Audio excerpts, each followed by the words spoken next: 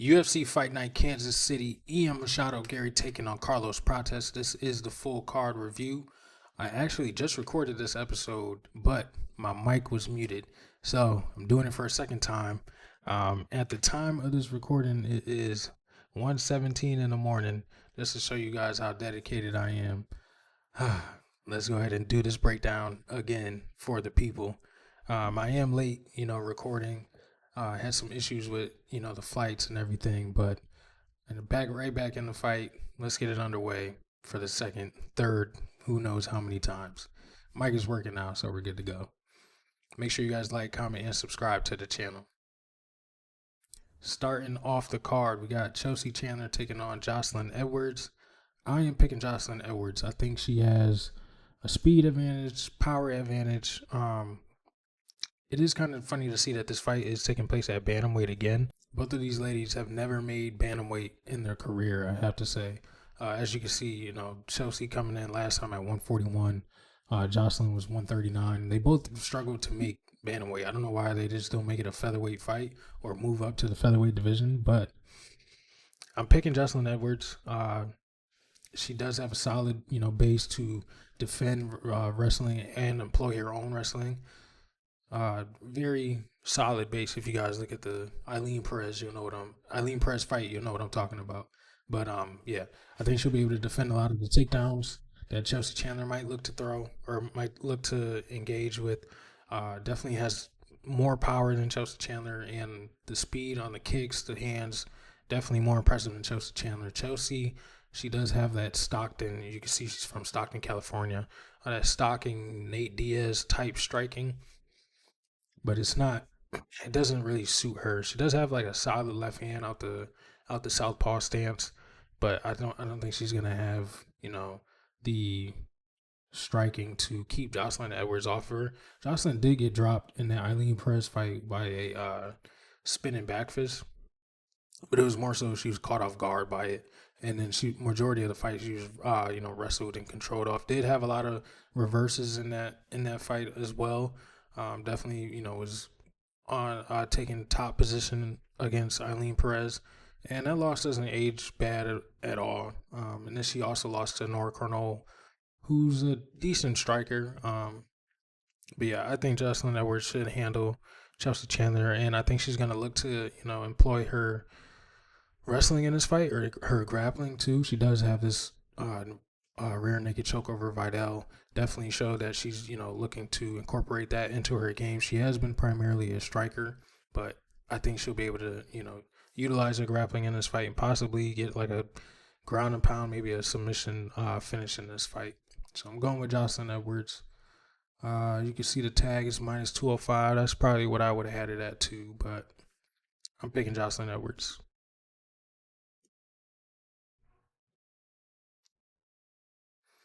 Next up, we got Timmy Kwamba taking on Roberto Romero. I'm picking Roberto Romero. I like his striking. Definitely has the power in this fight. I think his head movement is far superior to Timmy Kwamba's. This loss against David Onama, he came in on short notice, dropped David Onama in the first round. Definitely had a lot of striking success early in the fight. And it was also at this is a featherweight fight, I believe, right? Yeah, this is a featherweight fight. That fight was at lightweight, and he ended up, just gassing out. No, not necessarily fault to his own, but short notice replacement. I'm not, gashing him for that. Timmy Kwamba, he does have quick hands, but he is too accepting to allow his opponent to dictate the pace of the fight.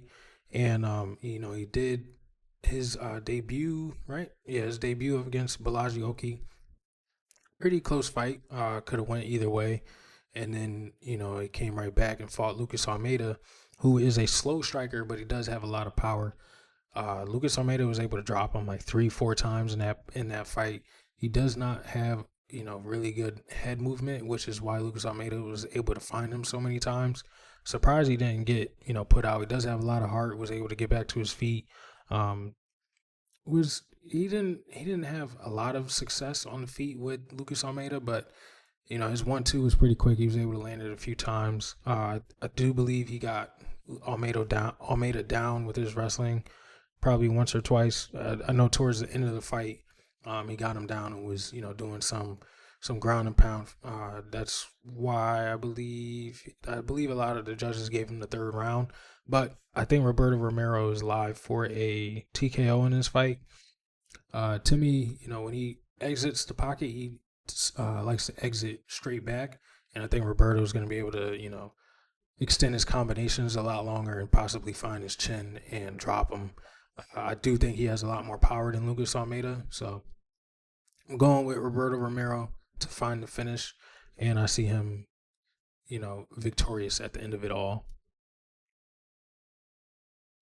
Next up, we got Jacqueline Emerim taking on Poliana Viana. The pick is Jacqueline Emerim, but I will say Poliana Viana will, if she's able to defend a lot of Emerim's takedowns, she can have some success on the feet, which will give Amarim a lot of trouble. Amarim, her striking is not, her strong suit. She's primarily a jiu-jitsu specialist, which is why a lot of people are expecting her to get the submission, as you can see on Topology. Minus 360 favor is pretty wide on this fight, granting the striking differential in these two. But Poliana Viana, she does tend to lean back when she strikes, puts her hips forward, her upper body's behind her hips, which leads to, it makes it easier for your opponent to take you down that way, which is where I see Emery being able to, expose that mistake that she often makes. And I can see her getting, probably an armbar. That seems to be like her go-to, method of victory in the UFC so far. The Demopoulos, she did put her fingers in her glove, so to speak, but I think she was going to get that submission with or without it. The Corey McKenna armbar, and then the Ruiz ground and pound finish. And then the Sam Hughes loss definitely ages well. Sam Hughes is a gritty pressure wrestling female. She's pretty solid. I know her record doesn't show that, she's 7-5 isn't impressive, but Sam Hughes is a tough customer for many of these women that are, climbing the ranks in the UFC. But I'm going Jacqueline Emerim. Just be careful of, Viana. I think her flurries will give Emerim a little bit of trouble, but I do think she'll be able to avoid the shots, possibly get her down. Like I said, her hips will be there for her to take down. So Emerim by submission should be her path to victory. Next up, we got Cameron Simon taking on Malcolm Wellmaker. I am going with Malcolm Wellmaker. If you guys can see the T, we got Malcolm Wellmaker on the shirt. Very good quality shirts. I'm gonna drop the link in the bio for you guys. Malcolm Wellmaker is gonna take Cameron Simon's head off. I'm telling you, he's too quick. He's too powerful for him to be a bantamweight. He's got a lot of power. Training with Malcolm, he's very slick. Cuts angles super well. He's good on the mat. He can, offensive wrestling is elite. Defensive wrestling is elite. I think he's gonna be way too much for Cameron Simon to handle. I think he's definitely he's gonna look like a man amongst the boy in this fight. If you thought Peyton Talbot, whooped Cameron Simon, Malcolm Wellmaker is possibly or I believe he's gonna do even worse. So Malcolm Wellmaker by first or second round finish. That's how I see it, honestly. I do have to give Cameron a lot of respect. He is a solid opponent. He's a South African kickboxing champion. He does train with Dricus du Plessis. He does have these two past losses are pretty rough. The Peyton Talbot knockout. He was getting, absolutely battered in that fight. And then C-Rod handled him. C-Rod is a prospect killer. Cameron Simon, he doesn't have a lot of power. He is pretty quick. His kicks are pretty quick. His hands are pretty decent. He's got decent hand speed, but his head is there, in the pocket, in the exchanges. I think Malcolm Wellmaker will be able to find the angle and, catch that chin and put Cameron Simon out. The Adam Bramhold KO, which is actually what brought me to, the gym that Malcolm trains at. That was fairly impressive. He cut the angle. Actually, he knocked him out going backwards. So I'm telling you, he's got a lot of power for him to knock somebody out going backwards, which isn't common at all. And then he does have 5 round experience, so his gas tank is definitely going to hold up against a quick guy in Cameron Simon. I think Cameron Simon's going to sleep though. I have to say, I believe Malcolm Wellmaker's going to get it done by knockout, and I'll get you guys the teas. Restock coming soon. Make sure you buy them. The tees are fire, super good quality, and the design is he made it himself. I'll let you guys get a peek at it too. Hunting season, Malcolm Wellmaker on his debut. He's putting Cameron Simon head on a platter. Trust me. Next up, we got Damon Blackshear taking on I'm sorry, I can't say his name. Alitang Haley. There we go. This is a weird fight, I gotta say. I would have thought Blackshear would have got someone, a little closer to the rankings. He was on his way there, and then he got, knocked out by Montel Jackson in like 7 seconds. But he came back, handled Cody Stamen, and then handled Cody Gibson. Blackshear, he's got his striking has definitely gotten a lot better, but he does look to grapple and submit people. He's got the nasty twister finish over Jose Johnson almost a year and some change ago. Jose Johnson's like a 6'2" bantamweight, and then he went tooth and nail with Mario Bautista on 4 days' notice, something like that. He fought him the very next weekend. Ali Tanghali, he's not. His striking isn't really good, honestly. He uses an overhand right to, find his takedown entry. Doesn't really. He's got like decent power. It's not like KO power, but I think Blackshear is gonna be a little too quick for him. He's gonna be able to, reverse his wrestling, possibly get him down himself, and he could honestly find a submission off of his back, off of top position. It doesn't matter. I think Blackshear is going to be he's going to be too much for Alitang Haley to handle in this fight. And looking at the Cody Stamen fight, I can see similarities, except that Stamen is the better striker than Alitang Haley. So I do believe Blackshear is going to make pretty quick work over him. I mean, it could be. I think it's going to be either submission or decision, but like I said, I thought they would have gave Blackshear someone closer to the rankings, but Blackshear's the pick.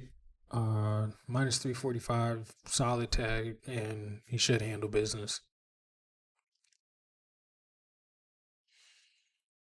Next up, we got John Castaneda versus Chris Gutierrez for the second time. First time this fight was booked, if I could get it open, I picked John Castaneda, and I'm picking John Castaneda again. I do not believe Chris Gutierrez has made the changes in his fight IQ necessary for this fight. We have seen Chris Gutierrez, not necessarily exposed, but he makes a lot of bad decisions.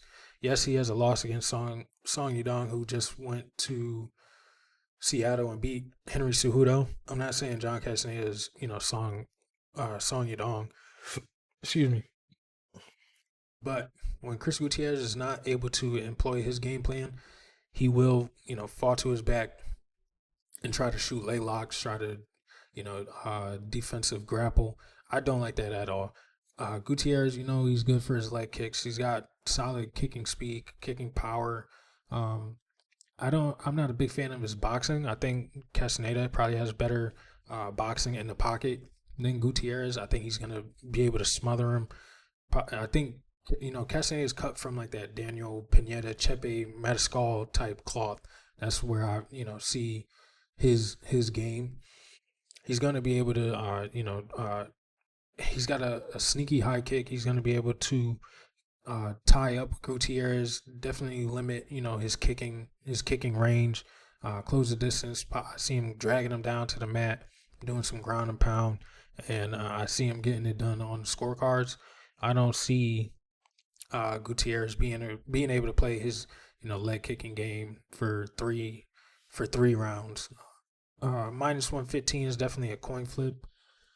But I lean Castaneda. I think he's going to mix in, the wrestling and the striking super well, and I think he's going to get it done on the scorecards. I think Gutierrez, he's not, who he once was, or at least he was, uh, supposed to be, or how he was supposed to be held. So I'm going John Castaneda. I think he gets it done. Next up, we got Evan Elder taking on Gage Young.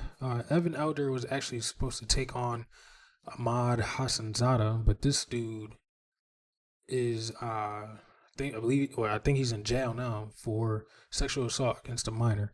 So kind of sad that Evan Elder wasn't able to cave his face in for the BS that he just did, but I'm pretty sure someone's gonna handle him in jail. So, but the fight is, Evan Elder still has a fight against Gage Young, and I'm picking Evan Elder. Gage Young, he's a young dude. He does not have UFC experience. The guy that he did fight, who is in the UFC, Quinlan Selkid, he lost on Contender Series. Now, if you look at his recent fights, Eric Grant knockout, guy was 6-4. Josh Tully 5-5 knockout, and I believe he's like 40-41.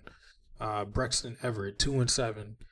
Manny Murrow 13-8. So the guys he's fighting, they're not like high level competition, or at least guys on the path to the UFC.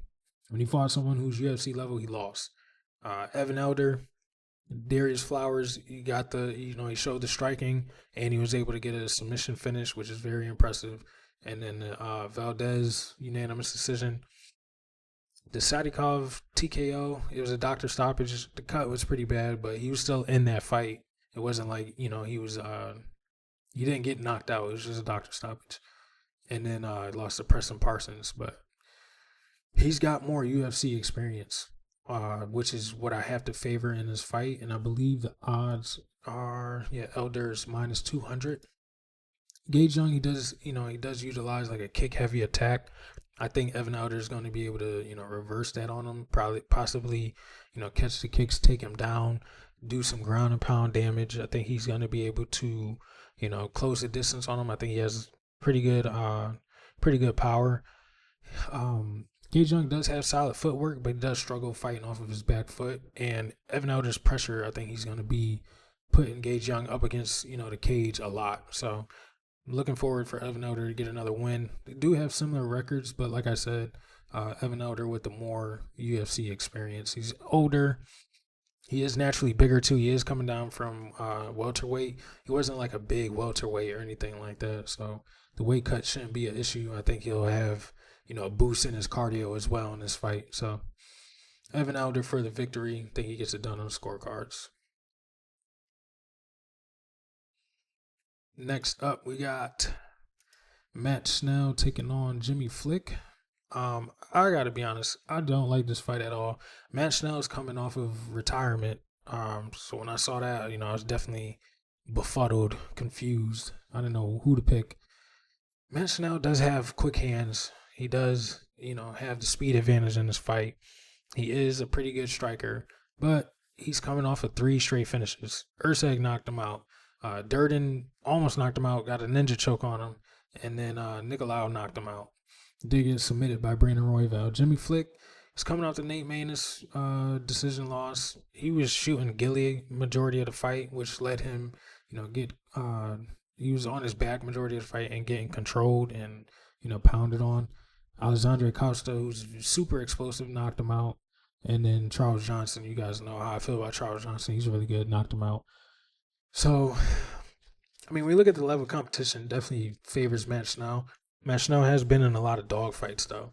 And him retiring, I thought that was the right decision. But he came back for, I don't know how many more fights. But I'm going to lean Jimmy Flick. I think he's going to be able to capitalize on Matt Snell making a, poor decision, which is what led to a lot of his finishes. The Cody Durden fight, he was trading in the pocket way too long. Durden cracked him and was able to, jump on that neck.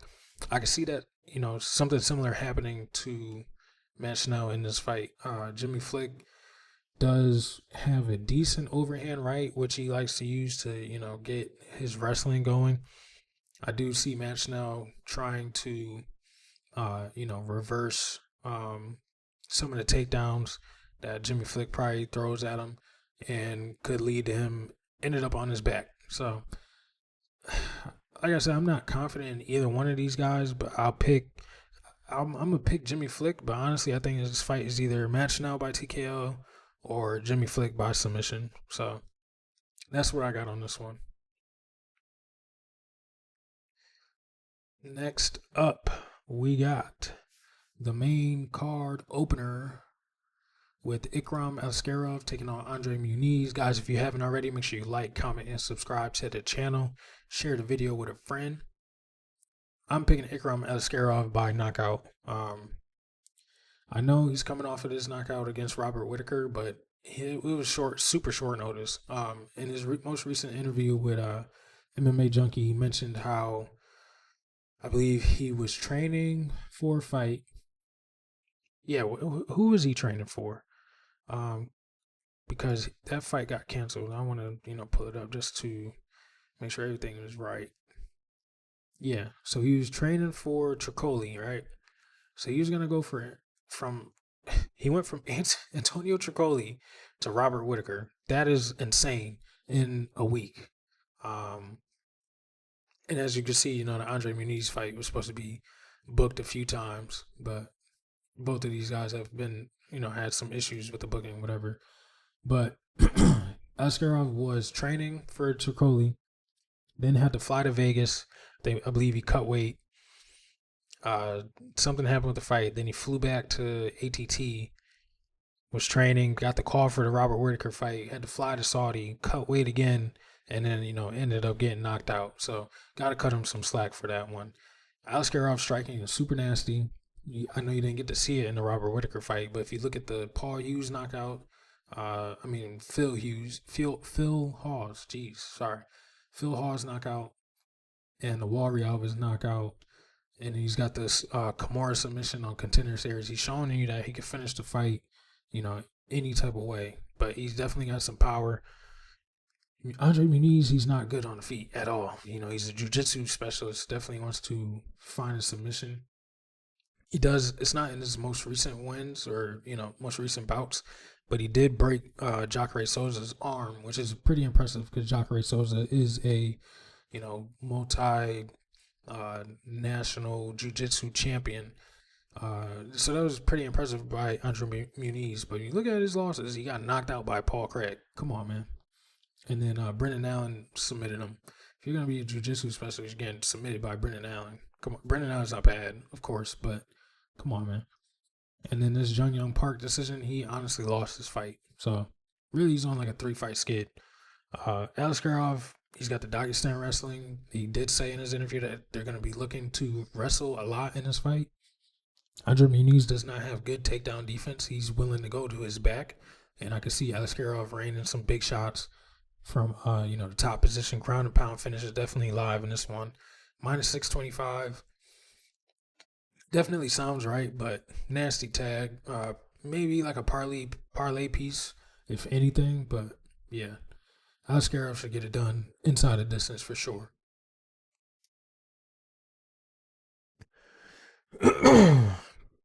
Next up, we got Randy Brown taking on Nicholas Dalby.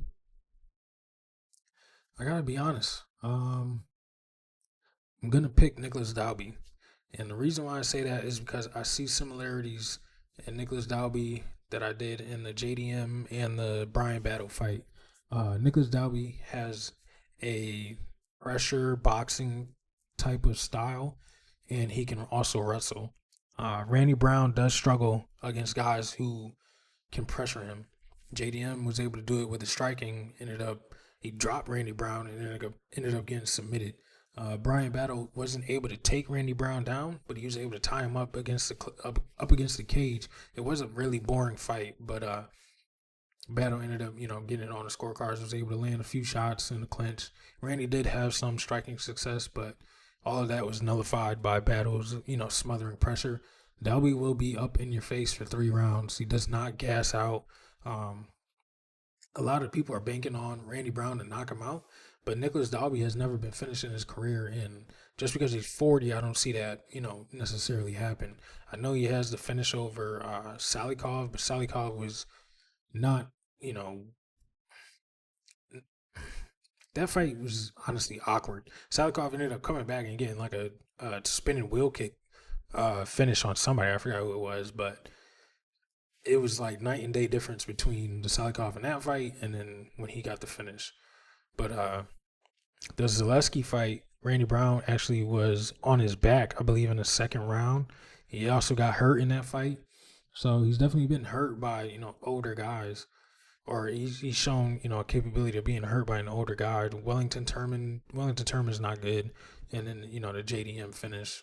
Nicholas Dalby's coming off the split decision loss to Renat Fakhretdinov. Did have some moments of success, but I do believe Renat won the fight rightfully so. The Bonfim TKO. Bonfim is a highly touted prospect, and Bonfim basically blew his gas in the first round, and then Dalby was able to outlast him with the pressure. I'm telling you, the pressure breaks people, and we've seen it done before. I do believe Dalby will be able to have similar success that battle and JDM did. He just has to overcome this 3.5 inch reach advantage or disadvantage, which I think he's more than capable of doing it. He's got like a high tight guard, so he'll be able to close the distance and still remain safe.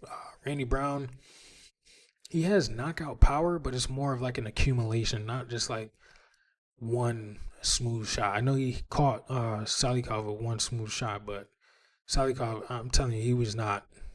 I don't think he wanted to fight that day. Nicholas Dalby, he's still here. He's still here to fight, and I'm gonna pick him in this fight. I think he's gonna have some success. I think he could possibly get Randy Brown down to like a knee at least, and rain some big shots on him. So I'm gonna pick the veteran to get a W in this one.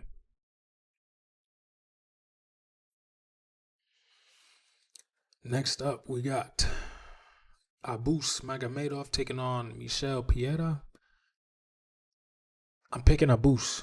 Um, Michel Pieta had 3 minutes of cardio in this fight against Anthony Hernandez, and I cannot, overlook that at all. Abus, he's got the height advantage. He's got 5 inch reach advantage. He does have really good striking. He's got a solid jab. When we look at Michel Pieta, he's super explosive, right? But it's not necessarily um, it doesn't last past 2 minutes in the second round, I'll say. And for him to blow his gas like he did against Anthony Hernandez in the first round, that was super concerning.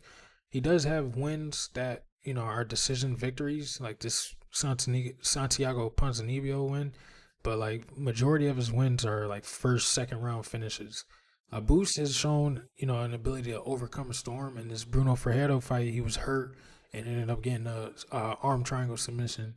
The Warri Alvarez fight, one decision, and he did get finished by Sean Strickland and Kyle Bahayo, but one is the champion and the other one is possibly fighting for an interim championship. So I did write him off after the Sean Strickland loss, but these are aging like what, or excuse me, like wine. Abus Magomedov, he has the option to wrestle. He can, I believe, he can strike with Michel Pieta. Like I said, his 5 inch reach advantage is gonna, do work wonders in his favor. That jab is gonna, be there, and I think he can, rock. He could basically like, rock the baby. When I say rock the baby, he can, make make Michelle think it's gonna be a striking fight and then shoot the takedown and get success with it. So I think Abus is definitely live for like a submission or even just a decision win. But I'm definitely picking him in this fight. Not impressed with Michelle Pieta's 2 minutes of cardio in his last fight. So going with Abus.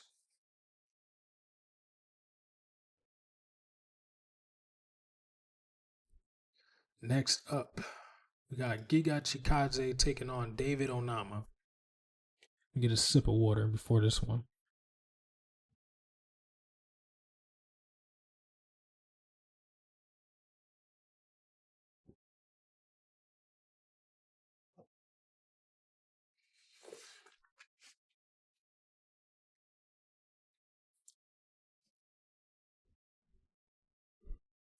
That was more than a sip. Sorry. I'm going with. I'm going with. I'm going with David Onama. Um, I think his pressure is going to be enough to beat Giga Chikadze. Similar to the Arnold Allen fight, but David Onama will look to wrestle a lot more. I do think David Onama is more technical on the feet than Arnold Allen. When we look at Arnold Allen, he likes to throw a lot of flurries and like blitz. If you look at the Dan Hooker win, he really just overwhelmed Dan and was just, rapid fire punches. David Onama does that in a sense, but it's way more tactical. He'll go to the body, he'll go back upstairs, he'll throw a leg kick, throw a head kick. He's very technical, or more technical than Arnold Allen, and he can wrestle. Is he the best wrestler ever? No, but I think he'll be able to find ways to make Giga uncomfortable. Giga he's still there. I know he's 36. He's not he's not necessarily washed or anything, but I think he still has pretty good striking. The kicking ability is still there. Definitely still flexible. Um, the speed is still there. Does have some really good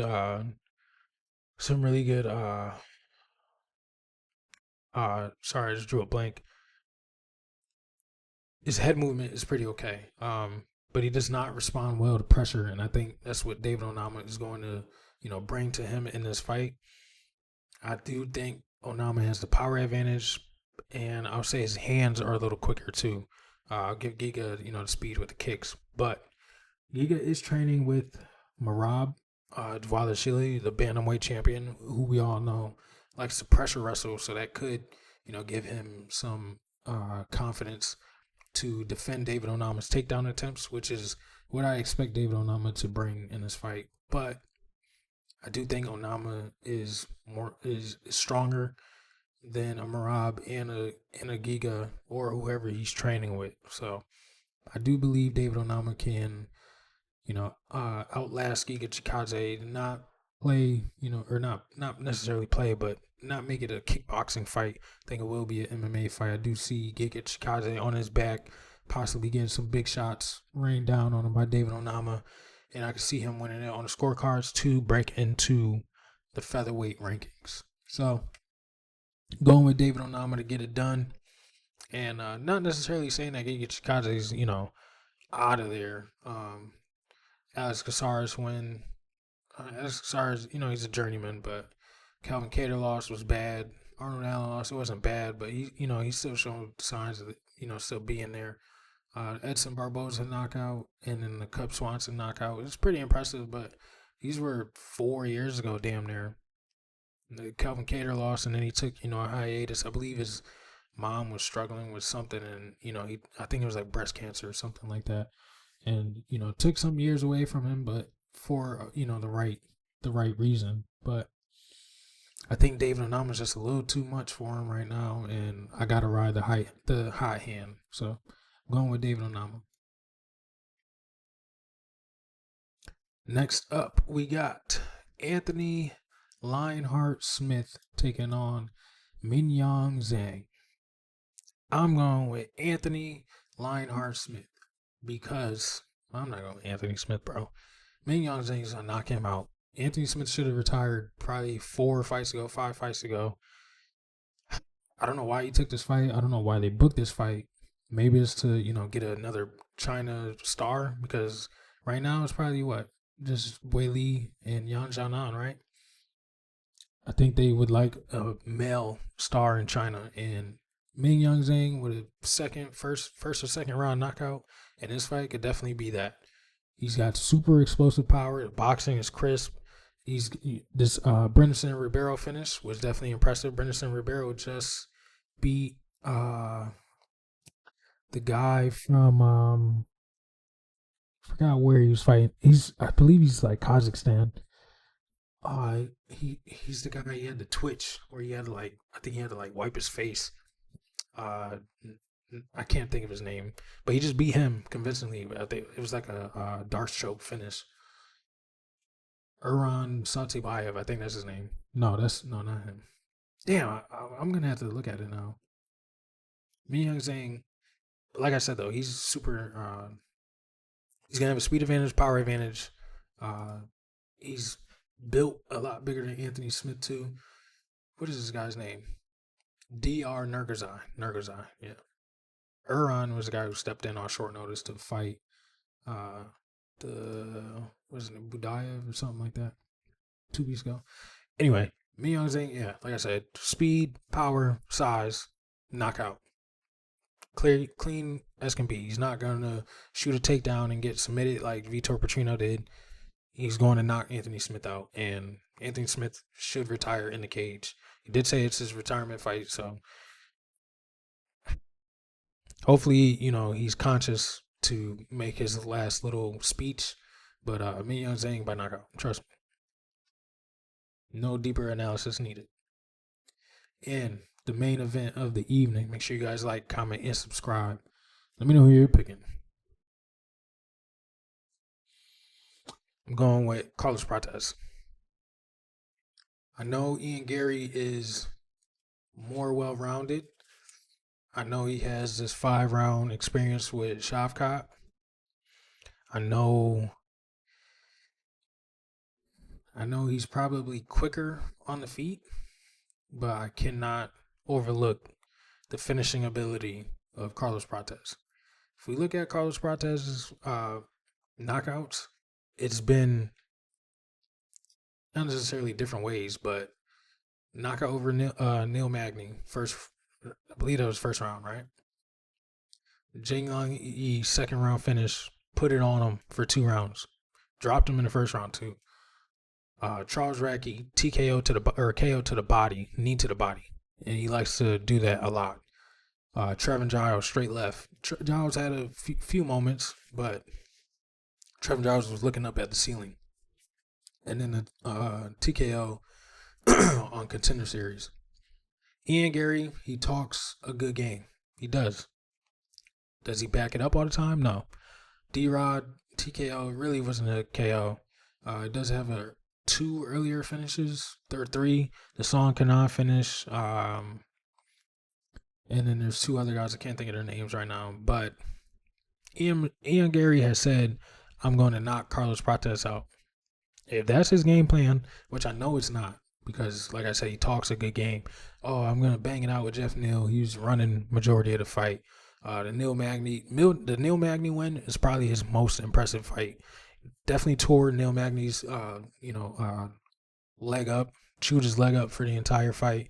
Neil Magny was fighting on like his kneecaps.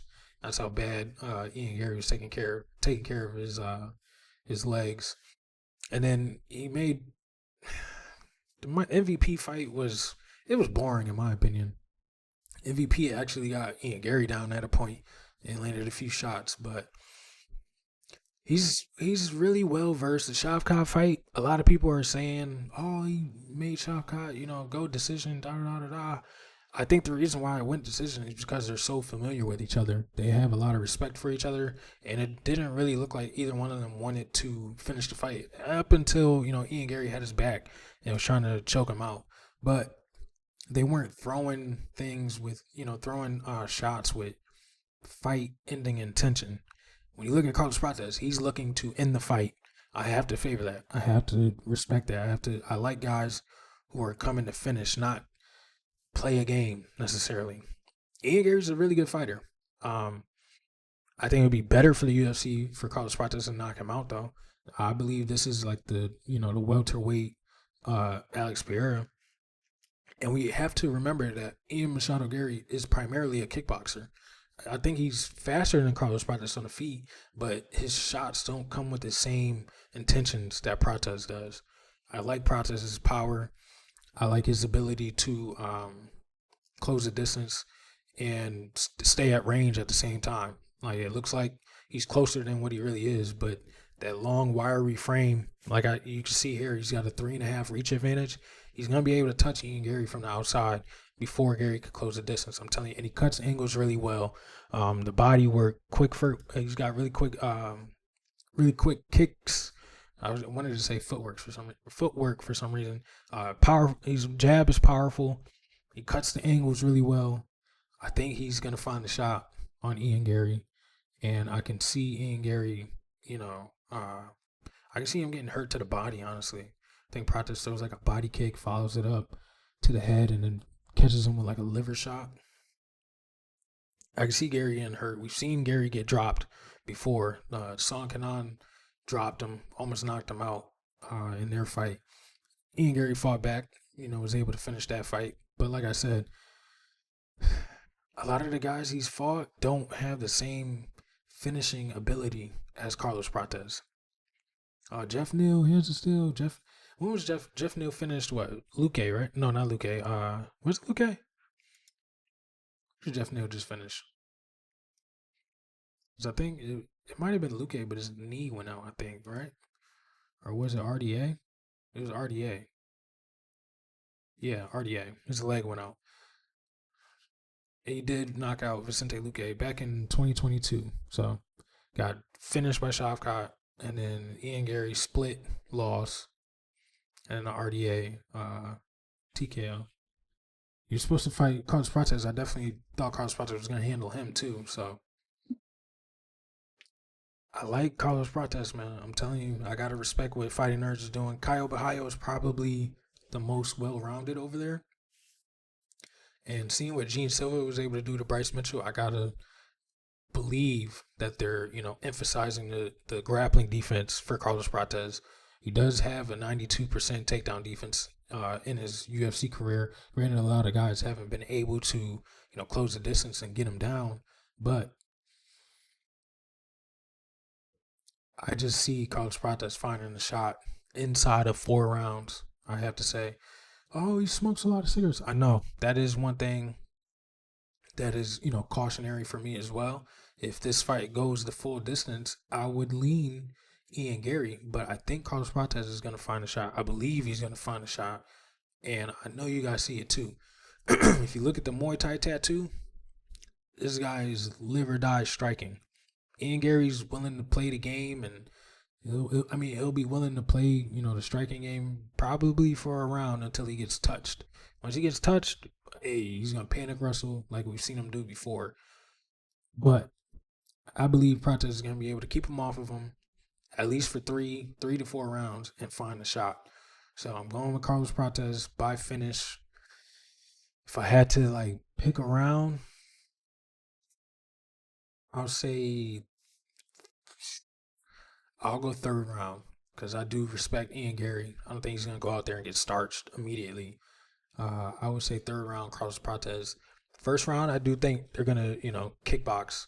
2nd round, I see Ian Garry coming out looking to wrestle, but I think Prates is going to be able to defend a good amount of his takedown attempts and, land some really decent shots. So I'm going with Prates. I think he gets it done, and I think he's better for the UFC to win in this fight. I think he's going to look similar to trying to think of a fight to compare it to. I ain't got one in mind, but trust me, Carlos Prates is going to find a shot. Fighting Nerds is here. Fighting Nerds is here to take over. And I got to trust what they're, the product that they're putting out has yet to fail me. So Carlos Prates by finish is the pick, and I'm sticking with it. Let me know what you guys think. You guys think Ian Garry's going to win? You think he's going to submit Carlos Prates? You think he's going to knock him out? I don't, but it'll be interesting to hear what you guys think. I dig it. Like I said, I got a little late start to this video. Had some travel issues, but we're locked in, guys. I'm committed to it. I got content coming all week. We got Makai's Money Making Plays, the weigh-in recap, and the full card reaction after the card is completed. Make sure you guys stay tuned. Thank you guys for tuning in, and I'll see you guys on the next one.